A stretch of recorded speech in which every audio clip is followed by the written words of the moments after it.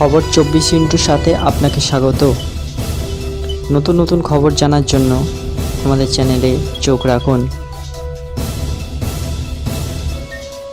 নমস্কার দর্শক বন্ধুরা, স্বাগত আমাদের এই চ্যানেলে। শুক্রবার বিকেলে হাজারের বেশি সমর্থক উপস্থিত ছিলেন তিহার জেলের সামনে। তারা স্বাগত জানান কেজরিওয়ালকে। এত গরমে এত মানুষ আমার কাছে আমার জন্য অপেক্ষা করছে, আপনাদের ধন্যবাদ জানাই। সোজা জেল থেকে আপনাদের মাঝে এসেছি, 50 দিন পর আপনাদের কাছে এসে আমার খুব ভালো লাগছে। কেজরিওয়াল জেল থেকে বেরিয়ে এটাই বললেন। কর্মী সমর্থকদের সামনে কেজরিওয়াল বলেন, বজরংবলীর কৃপাই আমাকে হঠাৎ আপনাদের কাছে নিয়ে এসেছে। ভোটের মাঝে ছাড়া পাবো এমন আশা ছিল না, কিন্তু বজরংবলী কৃপা করেছেন।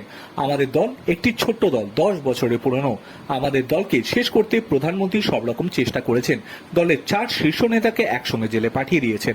বড় বড় দলের ক্ষেত্রেও 4 নেতা জেলে গেলে দলটা শেষ হয়ে যাবে, কিন্তু এই দলকে যতই শেষ করার চেষ্টা হবে ততই এটা বিস্তার লাভ করবে। কেজরিওয়াল বললেন, যারা প্রধানমন্ত্রীর সঙ্গে দেখা করেছেন তারা বলেন মোদী অন্তত 10 মিনিট আপ এবং কেজরিওয়াল সম্পর্কে কথা বলেন। তিনি চান সবার আগে এই দলকে শেষ করতে। আপনি ভালো কাজ করুন না, আপনি যদি কাজ করেন তাহলে কিছু বলার নেই, কাজ না করলে জনতা মেনে দেবে না, এটাও বলেন কেজরিওয়াল। 75 বছরে আর কোনো দলের সঙ্গে এইভাবে প্রতারণা করা হয়নি। দুর্নীতির সঙ্গে যদি লড়াই করতে হয় তাহলে কেজরিওয়ালের থেকে শিখুন। সরকার গঠনের একের পর এক মন্ত্রীরা অডিও এসেছিল, কাউকে কিছু না বলে সিবিআই এর তদন্ত করতে বলেছিলাম, জেলে পাঠিয়ে দিয়েছিলাম, আর আপনারা সব চোরকে আশ্রয় দিচ্ছেন। কেজরিওয়াল এই কথাও বললেন। কেজরিওয়ালকে জেলে পাঠিয়ে মোদী প্রমাণ করেছেন যে সবাইকে জেলে পাঠানো সম্ভব। দেশ জুড়ে এক ভয়ঙ্কর মিশন চালু করেছে।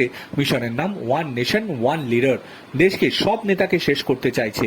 মনীষ সিসোদিয়া, কেজরিওয়াল থেকে শুরু করে মমতার মন্ত্রীদের জেলে পাঠানো হয়েছে। লিখে রাখুন, এবার ভোটে জিতলে জেলে থাকবেন মমতা, জেলে থাকবেন তেজস্বী যাদব, জেলে থাকবেন স্ট্যালিন, জেলে থাকবেন উদ্ধব যাদব, পিনারাই বিজয়ন। কেজরিওয়াল এই কথাও বললেন, আমাদের দেশকে বাঁচান, 140 কোটি মানুষের কাছে ভিক্ষা চাইছি।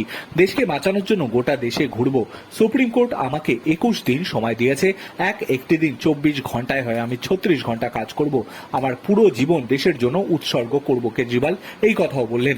দিল্লির মুখ্যমন্ত্রী বলেন, ওরা প্রশ্ন করে ইন্ডিয়া জোটের প্রধানমন্ত্রী কে হবে, আমি প্রশ্ন করছি বিজেপির প্রধানমন্ত্রী কে হবে। সামনের বছর মোদী 75 বছর বয়স হয়ে যাবে। বিজেপিতে কারোর 75 বছর বয়স হয়ে গেলে তিনি অবসর নেন। আডবাণী, যোশী, সুমিত্রা মহাজন, যশবন্ত সিনহা সবাই অবসর নিয়েছেন। তাহলে আগামী বছর 17 সেপ্টেম্বর মোদীও অবসর নেবেন। তাহলে কে হবেন প্রধানমন্ত্রী? কেজরিওয়ালের দাবি, মোদী নিজের জন্য নয়, অমিত শাহের জন্য ভোট চাইছেন। অমিত শাহকে প্রধানমন্ত্রী করা হবে।